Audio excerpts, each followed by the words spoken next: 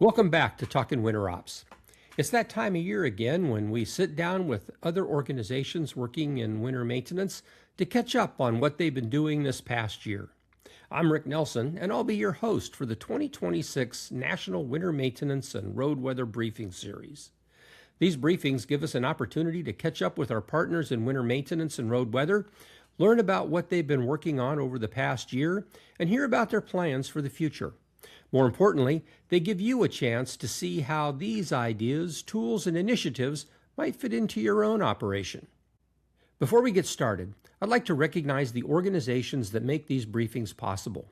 First, a big thank you to the AASHTO Winter Weather Management Technical Service Program, the sponsor of Talkin' Winter Ops, its parent committee, the AASHTO Committee on Maintenance, and its close partners in the Maintenance Operations Technical Working Group.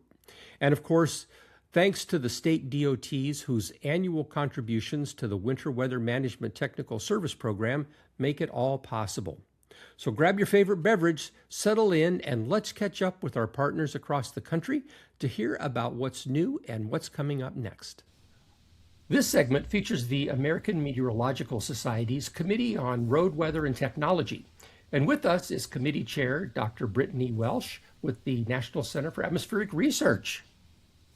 Hi, Brittany. Hi, Rick. It's so nice to be here today. Yeah, Thank you for having me. it's good to see you again.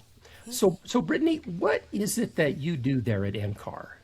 So, specifically, what I do is I try and bridge the gap between some of our bigger weather models and what we call micro scale models.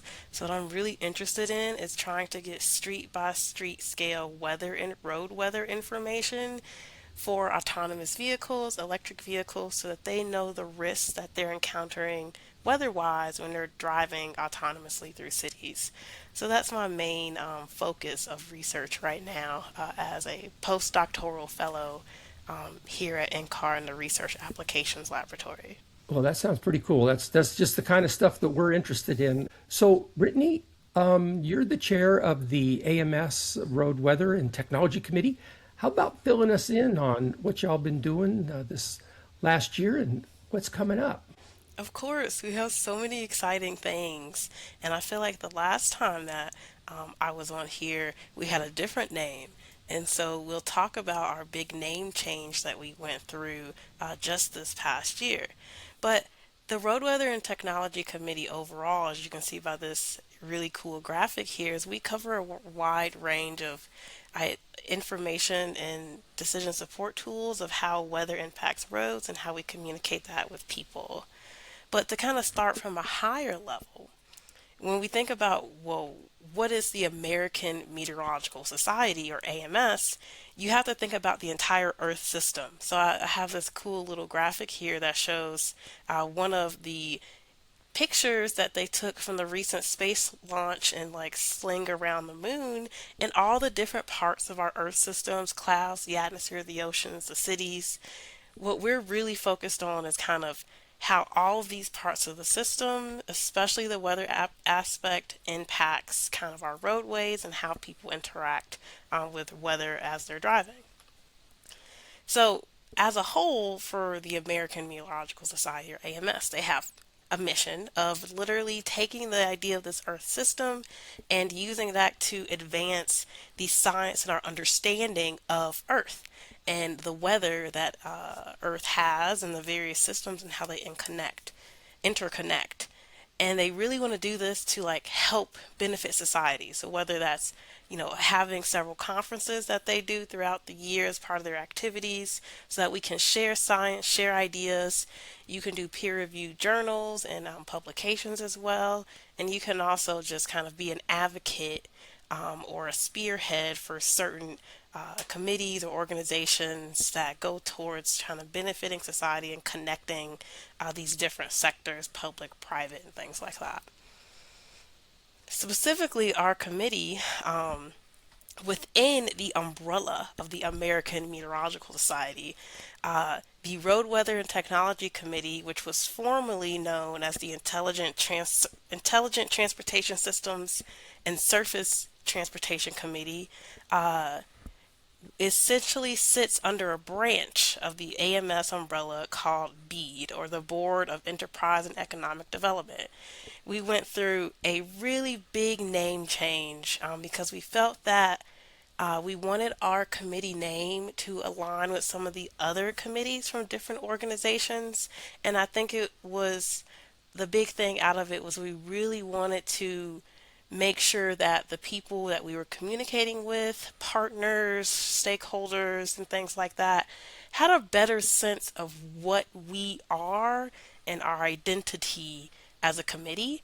And so that is how we went through the name change from the one previously to the Road, Weather, and Technology Committee. So, what does our committee do? We really try and be this bridge between the weather and the roads.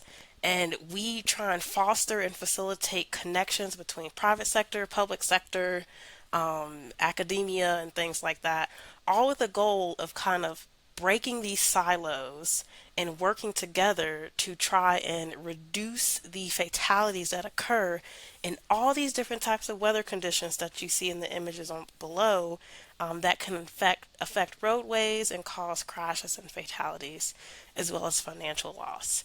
And so our committee is made up of several different people from the private sector. I think at the moment we have about 20 committee members, several student members, all from different agencies, and we are looking for more folks from the public sector, state DOTs, and academia so that we can have a really more well-rounded committee and get perspectives from all folks. So if anyone's interested in from those sectors, feel free to reach out to me. In terms of some activities that we've been up to, we've actually started kind of a new branch where instead of us giving talks and things at the American Meteorological Society conferences, we've actually been started going to the Society of Automotive Engineer conferences to talk about weather and roads. We noticed that there was not a well rounded discussion on how weather impacts autonomous vehicles.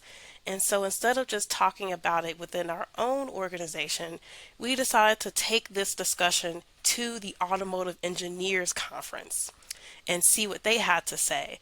So these images in this slide is about our first session that we had at SAE at the Automated Transportation Symposium in 2025, which occurred in Tempe, Arizona.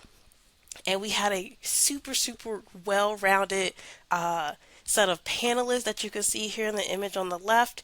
Folks from AV deployers, from state DOTs, from data providers, anything that you can think of. We had everyone who should be at the table having this discussion. We had them there. And you can see me and Paul Pisano were the organizers for this particular session. And there were some really interesting topics of discussion that came out of this.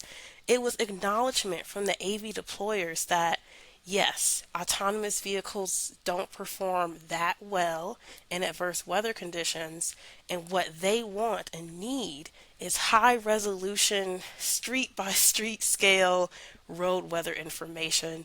And that is something that we're on the precipice of, but it's hard to have detailed observations of what that is like.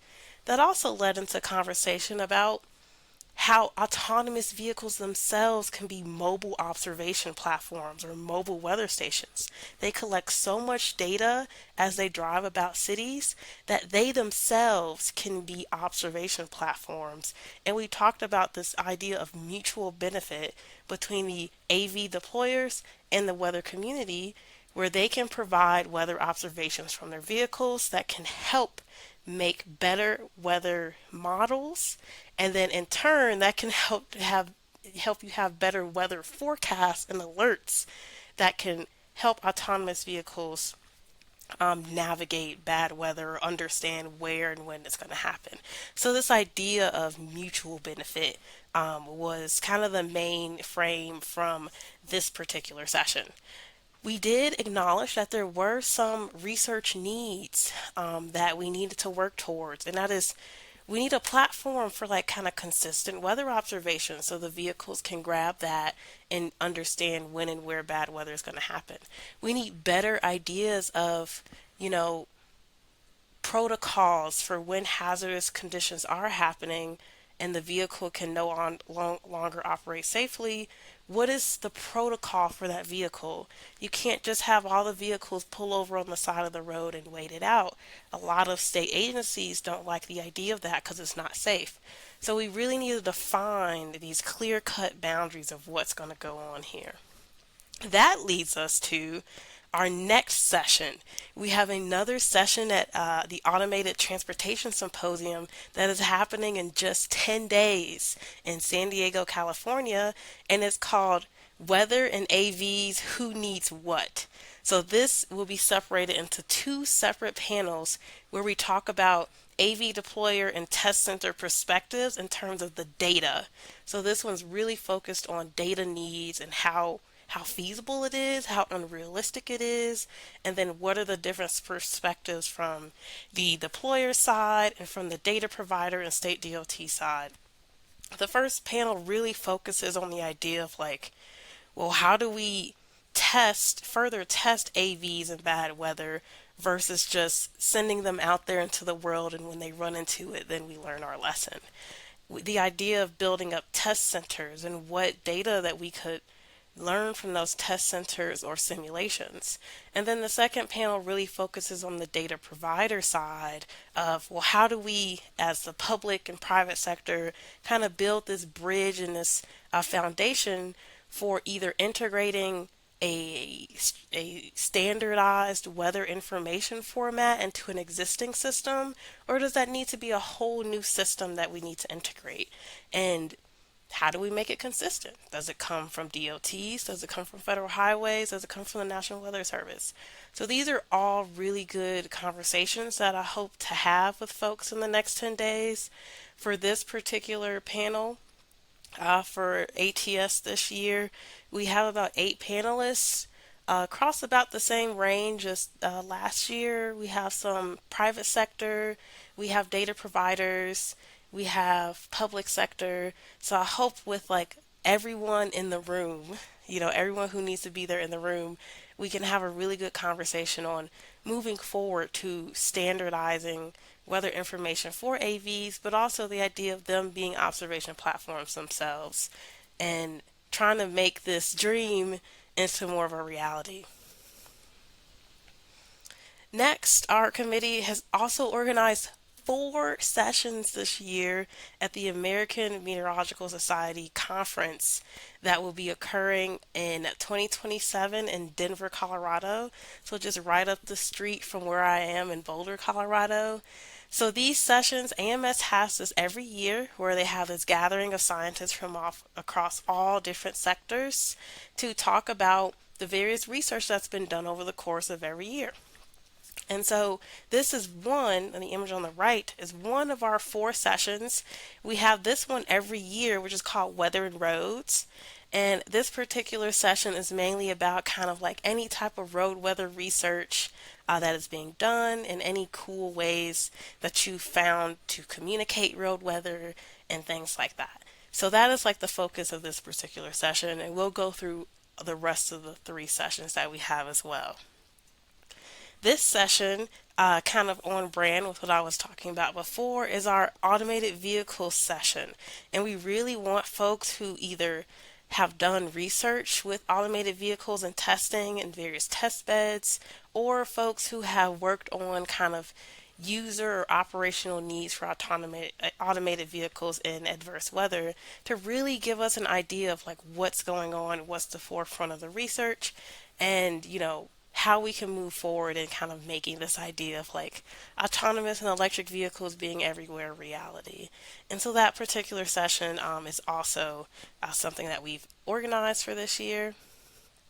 Next, we have our renewed effort of the I think it's called the Clean Energy and Equitable Transportation Solutions session, and that's essentially If all vehicles were electric vehicles, what would that world look like? How would it impact the transportation and energy sector?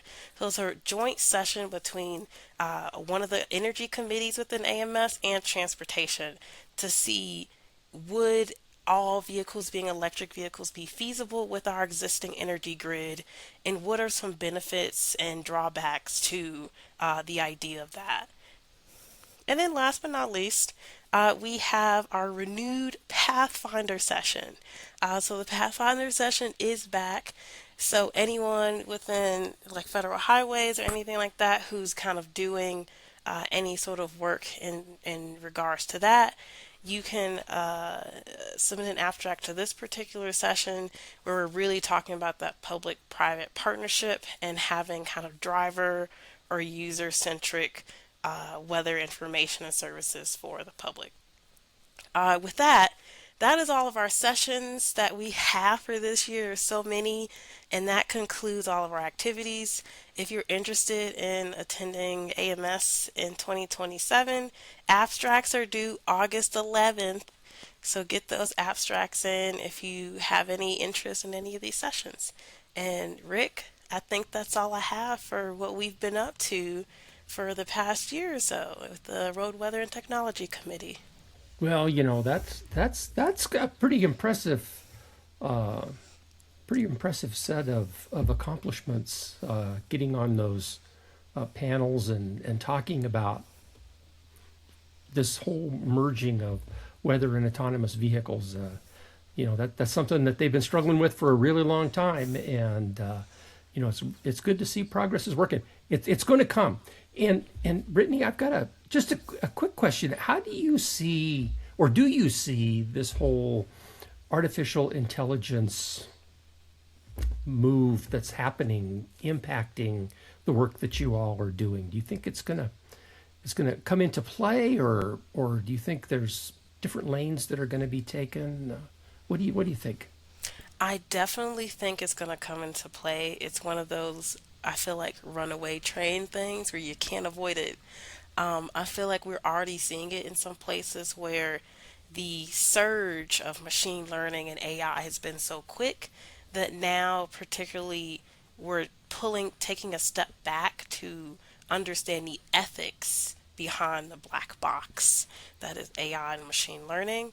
And that is why AMS this year has been focusing on the more people-centric ethics around, AI and how it's communicated and things like that. So I feel like you're spot on. Can't avoid it. It's already integrated into a lot of things, but I think it's time that we take that step back, take a wider view, and be like, how do we make sure that we're using this ethically and in a way that is communicated, at least in the science, to make sure we're not miscommunicating things, or we're understanding what's going on a bit more behind the black box, if you will. Yeah. In terms of transportation, I think in the mind frame of autonomous vehicles, it'll be really pivotal in a sense of that these vehicles collect so much data and analyze so much data that it's necessary in order to kind of coalesce and assimilate all the information into something that is usable within the weather community, if that makes sense. So yeah, that's how to answer that particular question. All right. Well, good things are coming, and we'll post your contact information in the show notes. So if folks want to get in touch, they'll have an avenue to do that. All right. Thank you so much, Rick, for having me. Bye bye, everyone. Thanks for listening in on this year's National Briefing. You can catch them all and other Talkin' Winter Ops episodes on our website, talkinwinterops.com, at the AASHTO Winter Weather Management website at transportation.org/winter-weather-management, or wherever you get your podcast content. Video versions of this briefing are available on our Talkin' Winter Ops YouTube channel. Now, if something in this briefing sparked your interest, you can email me or our guests to keep the conversation going. Until next time, thanks for tuning in, and stay safe out there.